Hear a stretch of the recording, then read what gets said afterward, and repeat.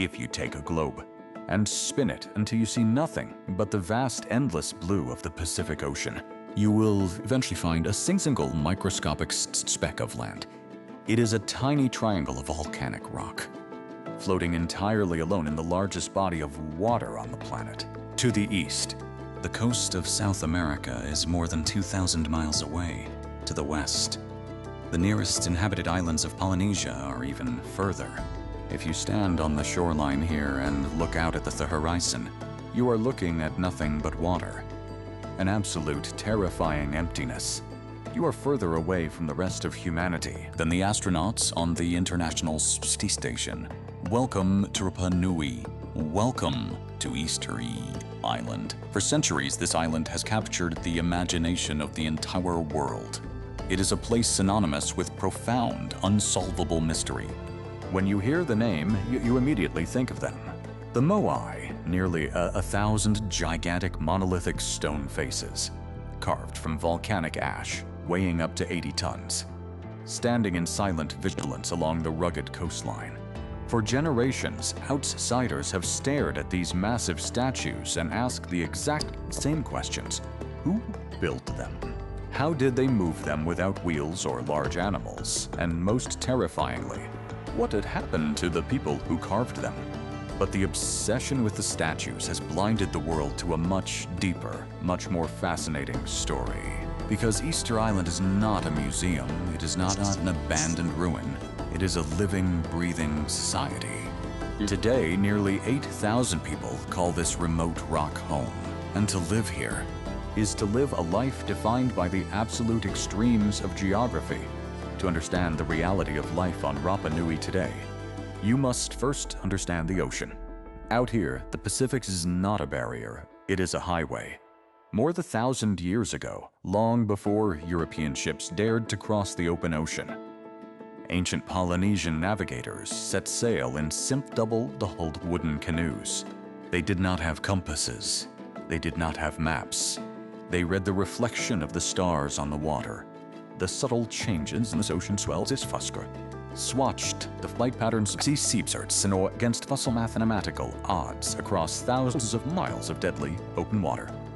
They found this tough and solitary rock, and when they arrived, they did not just survive, they thrived. They built a complex, deeply spiritual civilization. They believed that their ancestors possessed a divine power, a spiritual energy called mana. To capture and protect this energy, they carved the Moai. When you stand at the base of the Rano Raraku volcano, the ancient quarry where hundreds of statues still sit, half buried in the earth, you feel a heavy, undeniable presence in the air. These are not just.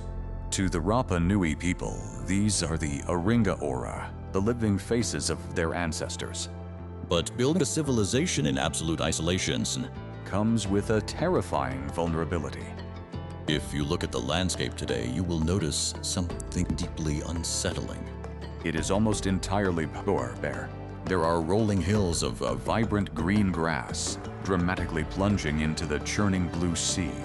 There are ancient craters filled with freshwater lakes. But there are no great forests.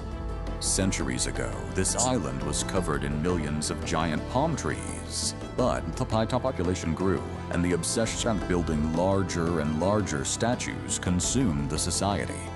They began to cut the trees down. They needed wood to roll the massive stones. They needed wood to build canoes for fishing. They needed wood for fires.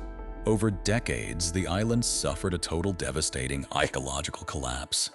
Without trees, the soil washed away into the ocean. Without canoes, they could no longer fish in deep water.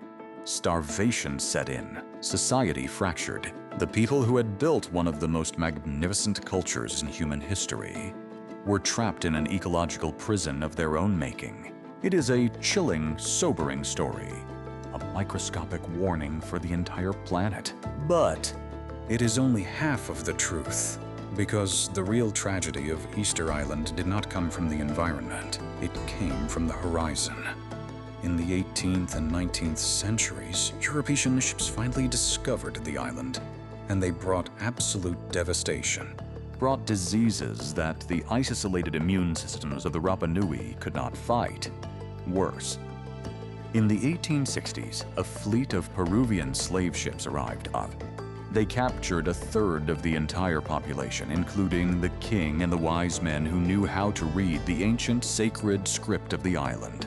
Within a few short years, a civilization that had thrived for a millennium was reduced to just over 100 people, 111 souls. That was all that was left of the Rapa Nui. They were pushed to the very brink of extinction. The ancient language was almost erased. The songs were almost silenced, and yet they did not die. From those surviving 100 people, the culture was painfully, stubbornly resurrected. And today, you walk through the small, colorful town of Hanga Roa.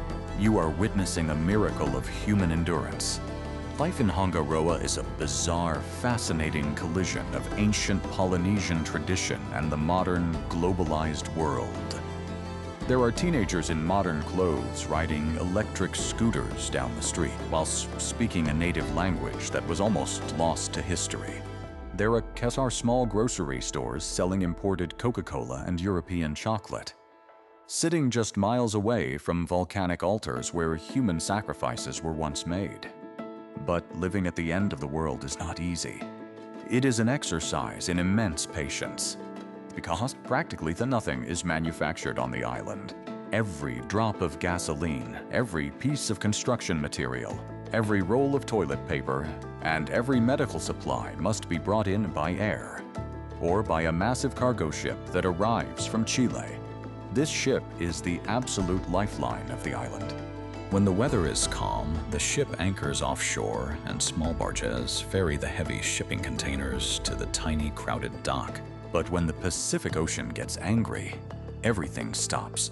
If a massive storm rolls in, the cargo ship cannot unload. It simply circles island, waiting, sometimes for days, sometimes for weeks. In a modern mainland city, if a delivery truck is delayed, it is an annoyance. Here, if the ship is delayed, the grocery store shelves simply go empty. You learn to live with what you have. You learn to fix what is broken because a replacement part might be 2 months away. You learn that convenience is an illusion and that patience is the only way to survive. Because of this intense reliance on the outside world, The people here have turned back to the ocean. If you wake up before dawn and walk down to the small harbor of Hanga Pico, you will see the true heartbeat of the island's economy. Local fishermen, their skin deeply tanned and their arms covered in intricate Polynesian tattoos, head out into the dark, massive swells. They are hunting for yellowfin tuna, and out here, the tuna are monsters. The water surrounding Easter Island drops off thousands of feet into the Bibis, just miles ashore. It is incredibly deep, incredibly clear, and teeming with apex predators. When a fisherman pulls a 200-pound tuna onto his small wooden boat, it is not just a catch, it is a triumph. By mid-morning, the harbor is chaotic and vibrant. The massive fish are hauled onto rustic wooden tables. Meshites flash in the sun as the meat is quickly, expertly carved. Locals gather around, haggling, trading stories. There is an overwhelming sense of abundance the ocean provides. This deep connection to the earth and the water culminates every year in February, during a festival called Tapati. For an entire month, the island shuts down its modern routines. It is not a festival for tourists. It is a fierce, passionate celebration of Rapa Nui identity. Men and women paint their bodies with natural volcanic clay. They wear traditional skirts made of banana tree bark, and they engage in acts of terrifying bravery. In a competition called Hakape, young men climb to the very top of a steep volcanic hill. As they strip down to a simple loincloth, they strap 2 banana tree trunks together, and they throw themselves down the side of the volcano, reaching speeds of up to 50 miles per hour. It is incredibly dangerous. Bones are broken, but the fear is drowned out by the roaring cheers of the crowd. They are proving their strength. They are proving their connection to the land. They are proving that they are still here. Living on Easter Island is a deliberate daily choice. It is choosing to live in a place where a flight to a hospital takes 5 hours, where the internet is slow and the prices are staggering. But the people who live here do not feel trapped. They pity the rest of us, because out here, away from the endless noise of the continents, away from the concrete jungles and the traffic jams, life is distilled down to its purest form. It is the wind screaming across the grass. It is the smell of salt and roasting fish. It is knowing every single face in your town. It is sitting on a cliff at midnight, looking up at a sky so suffocated with stars that it takes your breath away, and realizing that your ancestors navigated by those exact same lights. Easter Island is a microcosm of Earth itself. We are all floating in an infinite, dark ocean of space. We are all bound to the resources of a single, fragile rock.